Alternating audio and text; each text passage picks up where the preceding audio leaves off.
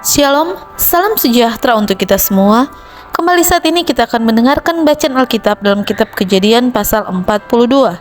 Mari kita berdoa. Bapa yang penuh kasih, dengan rasa syukur dan puji-pujian kami datang di hadapan-Mu, memohonkan kuasa Roh Kudus-Mu menuntun kami, sehingga bacaan Alkitab yang akan kami dengarkan bisa menjadi pelajaran yang berharga bagi kami, untuk kami berserah kepada Tuhan selalu. Di dalam nama Yesus kami berdoa, amin. Kejadian pasal 42, saudara-saudara Yusuf pergi ke Mesir. Setelah Yakub mendapat kabar bahwa ada gandum di Mesir, berkatalah ia kepada anak-anaknya, "Mengapa kamu berpandang-pandangan saja?" Lagi katanya, "Telah kudengar bahwa ada gandum di Mesir. Pergilah ke sana dan belilah gandum di sana untuk kita supaya kita tetap hidup dan jangan mati." Lalu pergilah 10 orang saudara Yusuf untuk membeli gandum di Mesir. Tetapi Yakub tidak membiarkan Benyamin, adik Yusuf, pergi bersama-sama dengan saudara-saudaranya, sebab pikirnya, jangan-jangan ia ditimpa kecelakaan nanti. Jadi di antara orang yang datang membeli gandum terdapatlah juga anak-anak Israel, sebab ada kelaparan di tanah Kanaan. Sementara itu Yusuf telah menjadi mangkubumi di negeri itu. Dialah yang menjual gandum kepada seluruh rakyat negeri itu. Jadi ketika saudara-saudara Yusuf datang kepadanya, mereka menghadap dan sujud dengan mukanya sampai ke tanah. Ketika Yusuf melihat saudara-saudaranya, segeralah mereka dikenalnya, tetapi ia berlaku seolah-olah ia seorang asing kepada mereka. Ia menegur mereka dengan membentak, katanya, "Dari mana kamu?" Jawab mereka, "Dari tanah Kanaan untuk membeli bahan makanan." Memang Yusuf mengenal saudara-saudaranya itu, tetapi dia tidak dikenal mereka. Lalu teringatlah Yusuf akan mimpi-mimpinya tentang mereka. Berkatalah ia kepada mereka, "Kamu ini pengintai, kamu datang untuk melihat-lihat di mana negeri ini tidak dijaga." Tetapi jawab mereka, "Tidak, tuanku, hanyalah untuk membeli bahan makanan hamba-hambamu ini datang. Kami ini sekalian anak dari satu ayah. Kami ini orang jujur. Hamba-hambamu ini bukanlah pengintai." Tetapi ia berkata kepada mereka, "Tidak, kamu datang untuk melihat-lihat di mana negeri ini tidak dijaga." Lalu jawab mereka, "Hamba-hambamu ini 12 orang. Kami bersaudara, anak dari satu ayah di tanah Kanaan. Tetapi yang bungsu sekarang ada pada ayah kami, dan seorang sudah tidak ada lagi." Lalu kata Yusuf kepada mereka, "Sudahlah, seperti telah kukatakan kepadamu tadi, kamu ini pengintai. Dalam hal ini juga, kamu harus diuji. Demi Firaun yang hidup, kamu tidak akan pergi dari sini jika saudaramu yang bungsu itu tidak datang kemari. Suruhlah seorang daripadamu untuk menjemput adikmu itu. Tetapi kamu ini harus tinggal terkurung di sini. Dengan demikian perkataanmu dapat diuji, apakah benar, dan jika tidak, demi hidup Firaun, sungguh-sungguhlah kamu ini pengintai." Dan dimasukkannya mereka bersama-sama ke dalam tahanan 3 hari lamanya. Pada hari ketiga berkatalah Yusuf kepada mereka, "Buatlah begini, maka kamu akan tetap hidup. Aku takut akan Allah.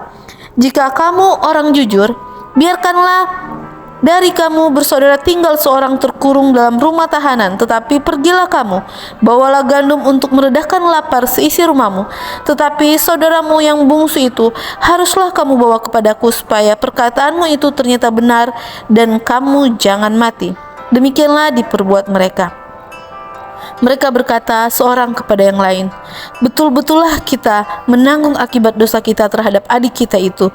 Bukankah kita melihat bagaimana sesak hatinya ketika ia memohon belas kasihan kepada kita, tetapi kita tidak mendengarkan permohonannya?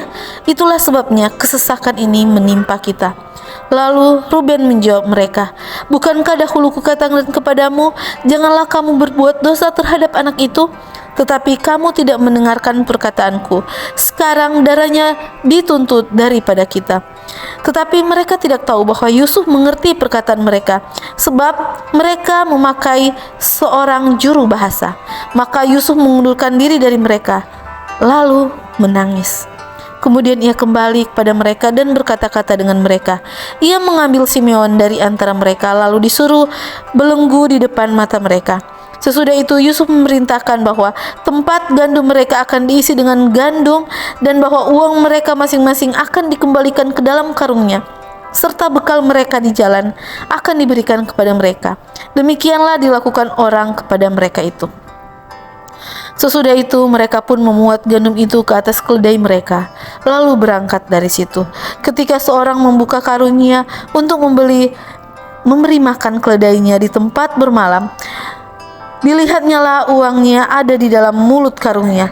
Katanya kepada saudara-saudaranya, "Uangku dikembalikan, lihat, ada dalam karungku." Lalu hati mereka menjadi tawar dan mereka berpandang-pandangan dengan gemetar, serta berkata, "Apakah juga yang diperbuat Allah terhadap kita?" Ketika mereka sampai kepada Yakub ayah mereka di tanah Kanaan, mereka menceritakan segala sesuatu yang dialaminya. Katanya, "Orang itu, yakni yang menjadi tuan atas negeri itu, telah menegur kami dengan membentak dan memperlakukan kami sebagai pengintai negeri itu. Tetapi kata kami kepadanya, kami orang jujur, kami bukan pengintai. Kami 12 orang bersaudara, anak-anak ayah kami. Seorang sudah tidak ada lagi, dan yang bungsu ada sekarang pada ayah kami di tanah Kanaan." Lalu kata orang itu, yakni yang menjadi tuan atas negeri itu, kepada kami, "Dari hal ini aku akan tahu apakah kamu orang jujur. Dari kamu bersaudara haruslah kamu tinggalkan seorang padaku. Kemudian bawalah gandum untuk meredakan lapar seisi rumahmu dan pergilah. Lalu bawalah kepadaku saudaramu yang bungsu itu, maka aku akan tahu bahwa kamu bukan pengintai, tetapi orang jujur, dan aku akan mengembalikan saudaramu itu kepadamu, dan bolehlah kamu menjalani negeri ini dengan bebas."